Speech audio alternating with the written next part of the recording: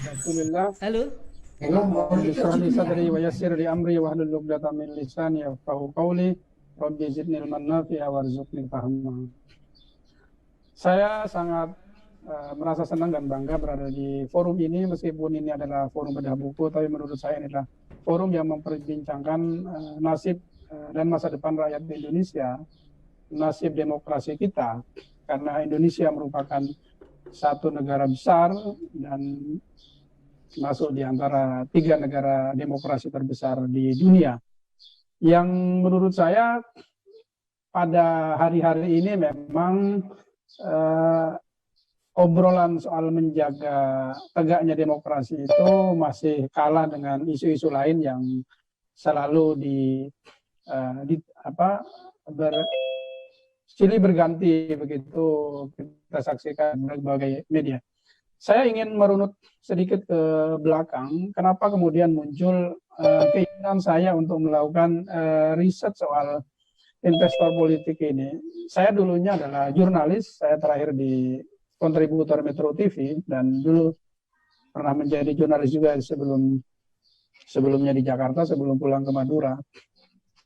Saya membaca banyak peristiwa yang berkaitan dengan kepala daerah. Ada banyak kepala daerah yang menjadi kasus korupsi. Kemudian ada banyak calon kepala daerah yang digugat oleh pihak-pihak yang merasa mendukungnya, dan itu saya kemukakan di dalam pendahuluan buku saya. Nah, berasal dari pengamatan dan bacaan saya terhadap fenomena-fenomena itulah kemudian saya seperti tergelitik. Sebetulnya ada persoalan apa di dalam pemilihan kepala daerah kita? Karena sesungguhnya kalau kita baca pemilihan kepala daerah secara langsung itu ingin mendekatkan rakyat dengan calon kepala daerah atau calon pemimpinnya, yang diharapkan mereka yang dipilih langsung oleh rakyat itu adalah orang yang bisa melayani mereka, melaksanakan pembangunan sesuai dengan demokrasi, tujuan dan cita-cita demokrasi di mana rakyatlah yang berdaulat.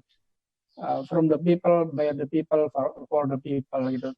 Tetapi dalam kenyataannya apa yang muncul dari berita di mana banyak sekali kepala daerah yang menjadi tersangka kasus korupsi, terutama yang ditetapkan oleh Komisi Pemberantasan Korupsi dan seterusnya dan seterusnya. Nah, ternyata setelah saya sebagai akademisi juga melihat kenapa persoalan ini saya tarik secara kajian akademik.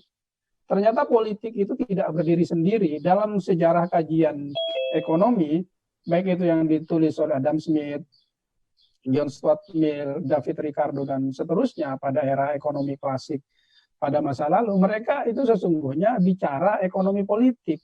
Jadi disitulah saya menemukan bahwa politik itu sesungguhnya memang tidak bisa dipisahkan dari ekonomi. Nah, berkaitan dengan itu, saya menulis buku ini, saya bingkai di dalam 3 kerangka. Jadi pertama adalah kerangka teoritis, yang kedua adalah kerangka praktis, dan yang terakhir adalah dalam riset disertasi S3 saya itu adalah kerangka empiris. Gitu. Jadi ini adalah merupakan hasil kajian dari 3 bingkai atau paradigma soal ekonomi politik secara teoritis, praktis, dan empiris. Apa sesungguhnya yang menarik menurut saya dari buku ini adalah bahwa perjalanan politik termasuk di negara Indonesia di berbagai belahan dunia itu tidak bisa dilepaskan dari yang namanya perpaduan antara kehidupan atau kepentingan ekonomi dan politik. Mana yang dulu? Itulah yang tidak bisa saya jawab. Apakah duluan ekonomi atau duluan politik? Apakah duluan politik atau duluan ekonomi? Terlepas dari mana duluan telur sama ayam, tetapi sesungguhnya kelahiran kedua-duanya menurut saya tidak dipisahkan. Dia seperti 2 sisi mata uang. Nah, saya coba memotretnya dari pertanyaan. Pertanyaan, mengapa ada atau mengapa lahir yang namanya investor politik? Investor politik lahir dari 2 situasi. Pertama adalah situasi di mana politik yang disebut dengan pilkada langsung itu berbiaya tinggi, high cost. saya sempat menghitung dan berdasar wawancara saya dengan beberapa informan termasuk konsultan politik yang mendampingi calon kepala daerah, biaya atau kos politik itu rata-rata sekitar 30 sampai 50 miliar dalam satu kontestasi. Bahkan ada satu penyelenggaraan pemilihan kepala daerah di kabupaten, salah satu kabupaten di Madura, hasil wawancara saya dengan konsultan politik kandidat yang kalah itu menghabiskan dana sekitar 70 miliar, 75 miliar, luar biasa.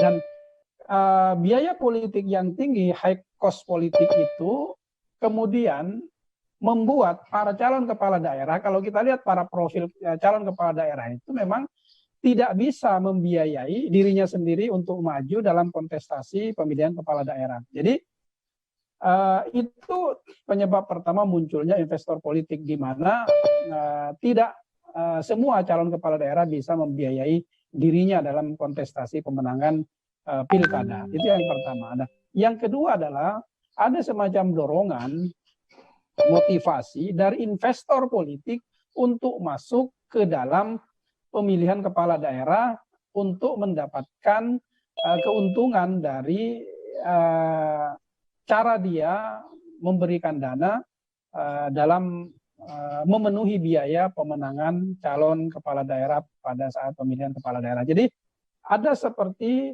dua situasi yang kemudian bertemu antara orang yang butuh dana dan orang yang memiliki dana dan memiliki kepentingan dan keinginan tertentu untuk mendapatkan keuntungan dalam pemilihan kepala daerah, terutama pada saat kepala daerah yang didukung itu menang dan memimpin daerah.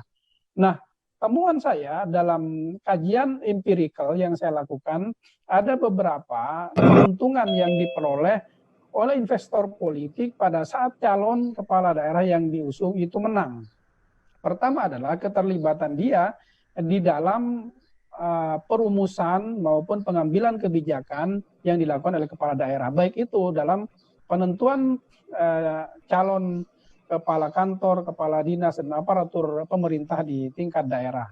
Nah, yang kedua adalah termasuk penentuan orang-orang yang akan menduduki jabatan penting, tidak hanya di kantor pemerintah, tapi juga pada badan-badan usaha milik daerah. Karena disitulah ada perputaran dana yang bersumber dari daerah. Nah, yang kedua adalah adanya peran dari investor politik dalam menentukan program-program, proyek-proyek pemerintah yang ada di daerah, baik yang bersumber dari APBD maupun yang bersumber dari APBN, yang kemudian dibawa ke daerah. Dalam kajian empirik yang saya lakukan, dua hal itu yang didapatkan oleh investor politik pada saat kepala daerah yang diusung atau yang didukung atau yang bahasa sederhananya yang dibiayai pada saat pilkada itu menang.